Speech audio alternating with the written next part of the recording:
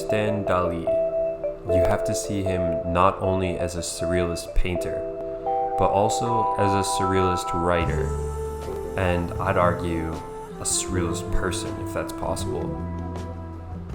We're so used to seeing works of art and creativity that are highly contrived, made for a particular audience to get a particular reaction, almost mimicking how brands market products for our consumption. To see an artist be truly genuine, truly unique in their view of the world, so much so that hearing them talk or reading about the inspiration behind their work is equally or more intriguing than the work itself. Dalí was that kind of artist. He lived an eccentric lifestyle, had bizarre methods, and immersed himself in an entirely distinct world from our own. 50 Secrets of Magic Craftsmanship starts off with a critique on contemporary art, which many could relate to. He says things like, "Today, the love of the defective is such that genius is recognized only in defects, and especially in ugliness. The moment a Venus resembles a toad, the contemporary pseudo-aesthetics claim it's powerful, it's human. Certain it is that Raphael-esque perfections would pass totally unperceived before their eyes. Aang yearned to paint like Raphael and only painted like Aang. Raphael yearned to paint like the ancients and exceeded them."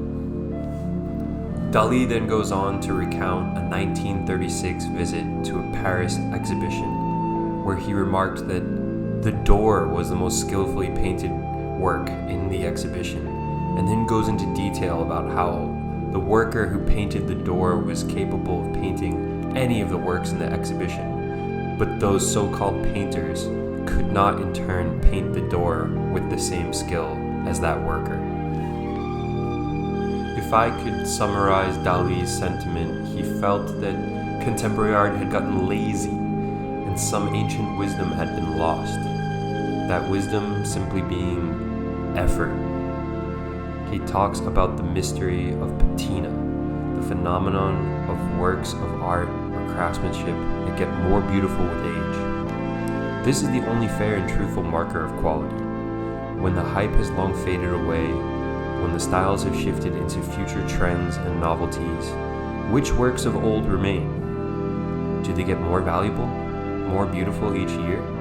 Or do they become passé, or worse, forgotten entirely? Dalí saw the old masters like Raphael and Vermeer as the benchmark to beautiful painting, and it shows in Dalí's work.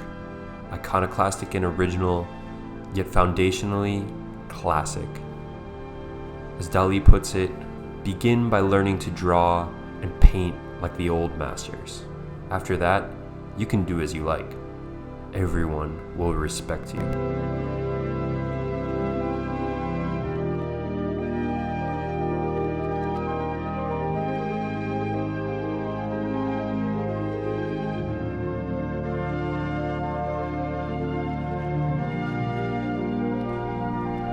The next point that Dalí hits repeatedly is this idea of destiny. He says, if painting doesn't love you, all your love for her will be unavailing. He insists that the greatest painters hail from Spain, or at the very least, a Mediterranean country. He remarks that Russia, with its many genius mathematicians, philosophers, poets, and composers, has never had a great painter. This he attributes to the colors and the scenes of beauty one is exposed to in his lifetime. Dalí relates the phenomenon where prisoners, after they're released, will see the bars of their prison cells superimposed over a beautiful azure sky as almost a hallucination. This relates back to Dalí's idea that the exposure of certain colors, objects, beauty or lack of over one's lifetime affects how they paint. To Dalí, the tropics subject you to hyperclarity, or too much color, and the snow countries are depressing, bland, and void of the crucial colors needed to paint beautifully. As Dalí puts it, snow is the enemy of the retina. Dalí then goes in depth into his bizarre creative process, detailing how he uses sleep for inspiration. 3 rules for controlling your dreams. Only the last dream, the one closest to waking, can be influenced and directed. This is what you must do. Number 1, choose carefully the fragrances and perfumes which evoke concrete periods of your adolescence. Have your valet pour one of these fragrances or perfumes on your pillow 1 hour before you awake, and the time, the situation, or the persons associated with that fragrance will appear in your dream. Number 2, what I have said about perfumes also applies to music. A melody associated with a memory or a being will evoke that memory or being in your dream if the melody is played quietly while you sleep. Number 3, a very intense light on your pupils or a gradual pressure upon them by an appropriate pneumatic apparatus will make you dream in colors. I find this quote particularly humorous because the book is written towards the aspiring painter, and this is where it gets very tongue-in-cheek. Is Dalí describes how you gotta have your valet pour fragrances on your pillow an hour before you wake.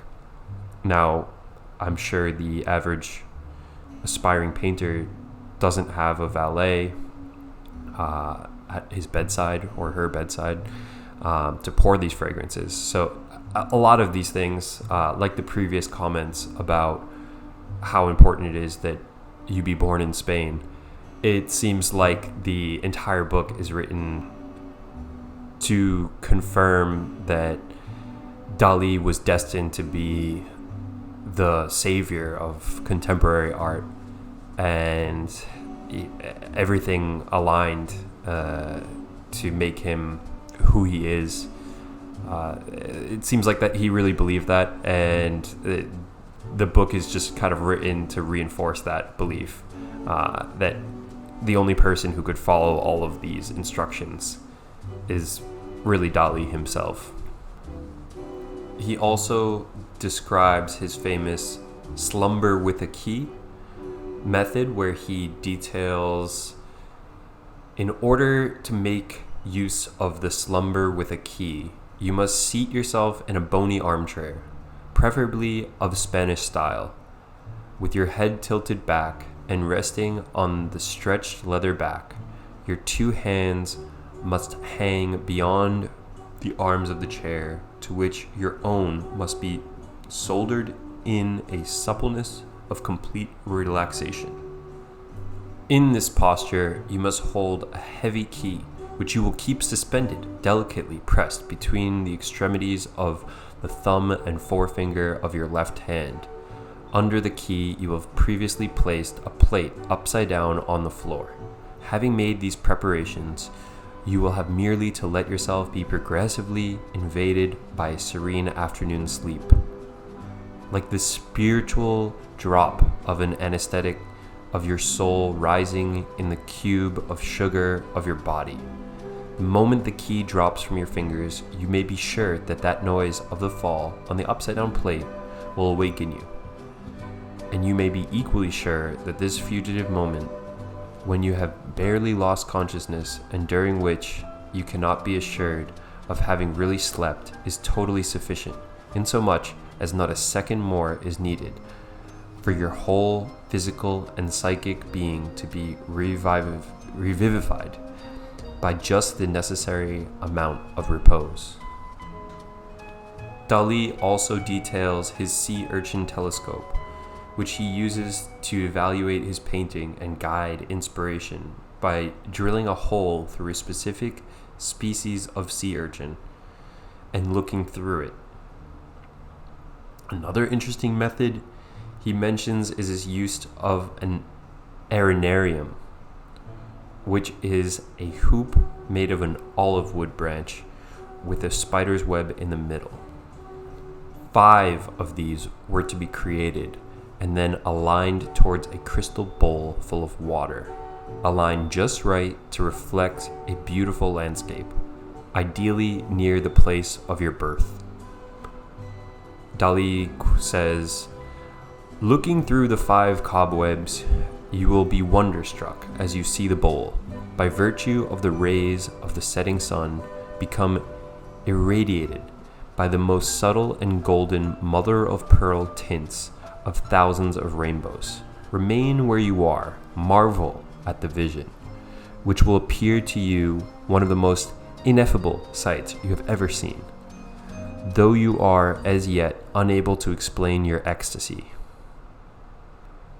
These actions result in states of delirium and surreal retinal impressions leading to fantastic visions, inspiring beautiful surrealist masterpieces.